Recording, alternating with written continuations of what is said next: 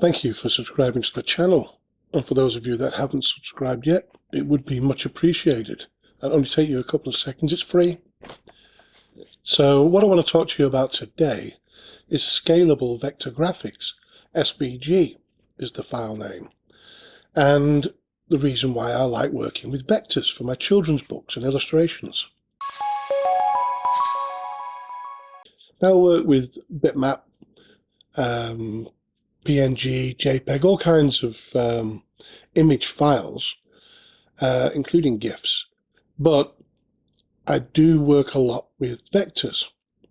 And when vectors are put together, you can have a scalable vector image that you can actually take apart, manipulate, change the colors in.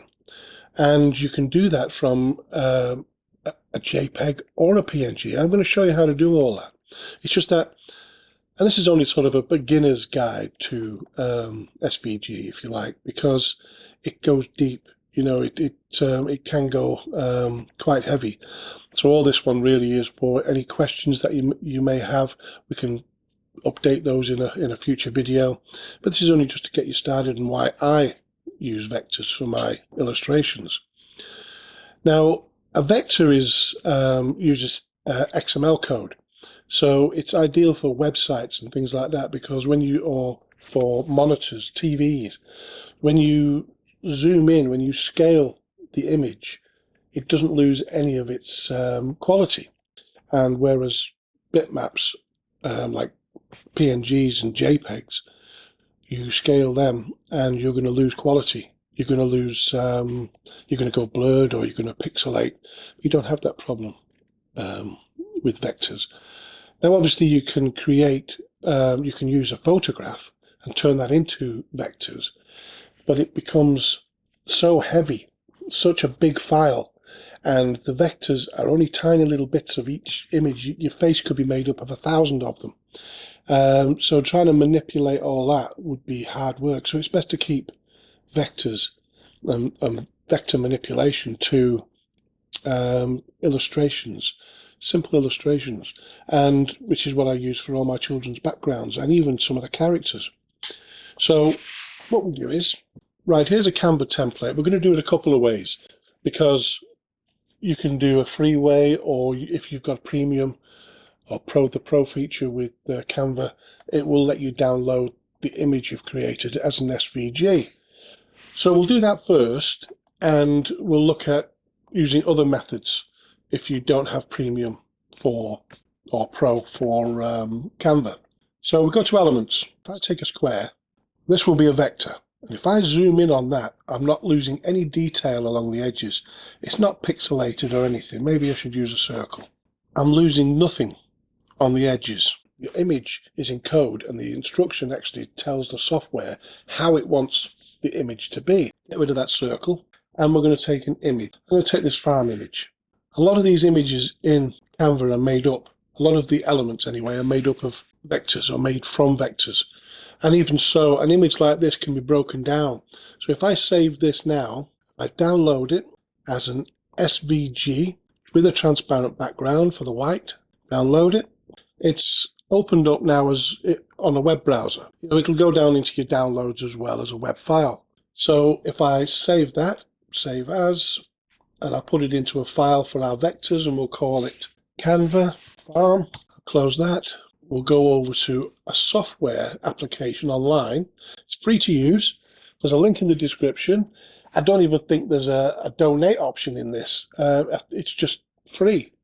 So, but it's very, very basic. It's not like Photoshop or InDesign or another program that you may have, PaintShop Pro or whatever, where you can actually probably manipulate the vectors or the SVGs to how you want in a lot more detail. Now, I'll open SVG, and this is the one that we've saved, Canva Farm. And there's the image. And if I just zoom out a little bit, now, if I put the mouse over all these images, little squares appear. I can now take this image apart. Let me give you an example. I don't want a third window.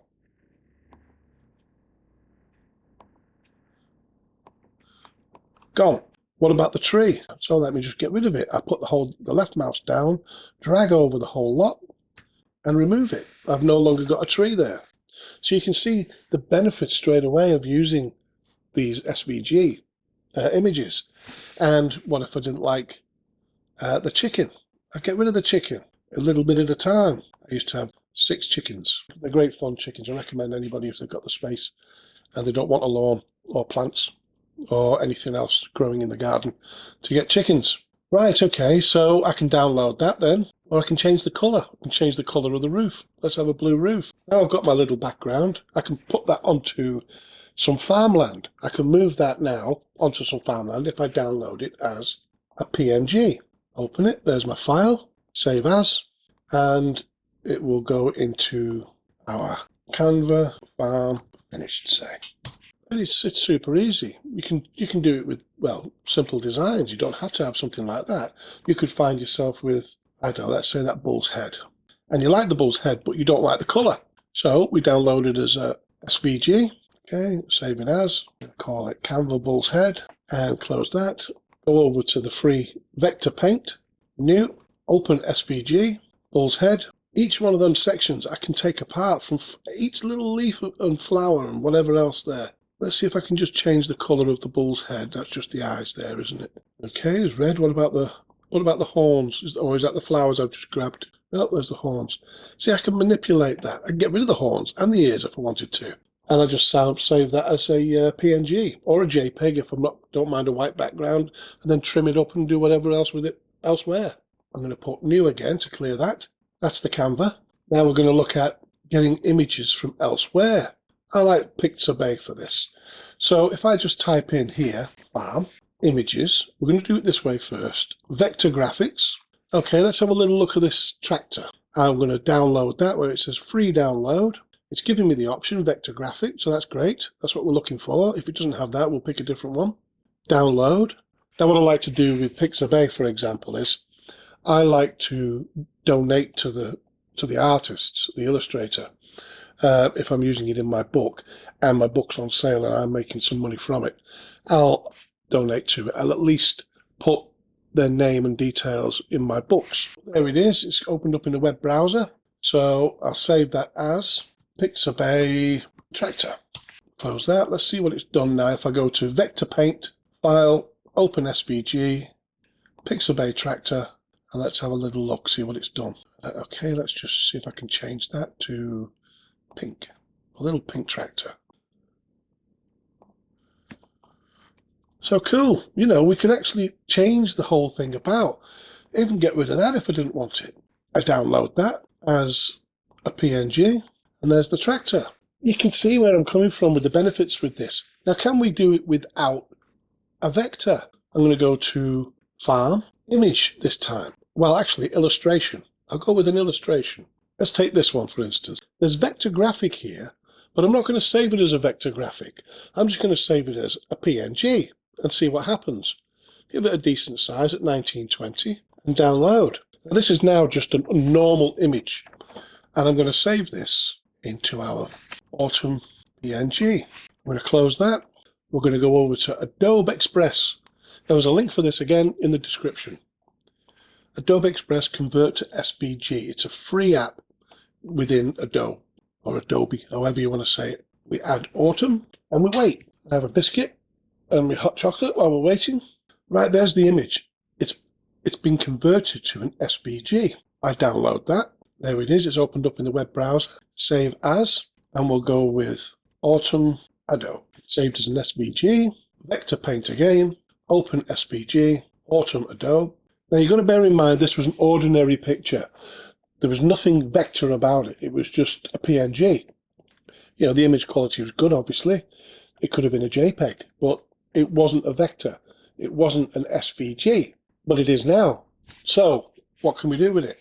Well, I don't like those trees. Okay, well, I could change the color of the leaves so it's no longer autumn, because I could use this at certain times, at different times of the year. Now, you couldn't do that with a normal image. There's just no way of doing it. And I could just keep doing that until that whole thing's green. Same with this. Change all these to nice green leaves for the summer or the spring. I could add nice green leaves or change the colour of them in here I could add new green leaves in Canva or something else in the free version or whatever I wanted to use. I could get rid of the pumpkins and put something else in their place. I don't know what colour a pumpkin is before it's ripe. Yeah, let's just have a little look, see what we've got. Maybe it's that colour, maybe it's green. And change them so that they're not quite ripe yet. Change the background. Leave it clear so you can put a different background on it in Canva or another app you're using, with clouds or a sun or something like that. I mean, let's have a little go at that. So if I download that, download as a PNG. Now if I create a design, edit photo, using design, in the design I should say, I've got nothing in the background. So what if I just go to elements and pick sky? You can refine your image a lot better than that. So if I pick sky, that's a nice one.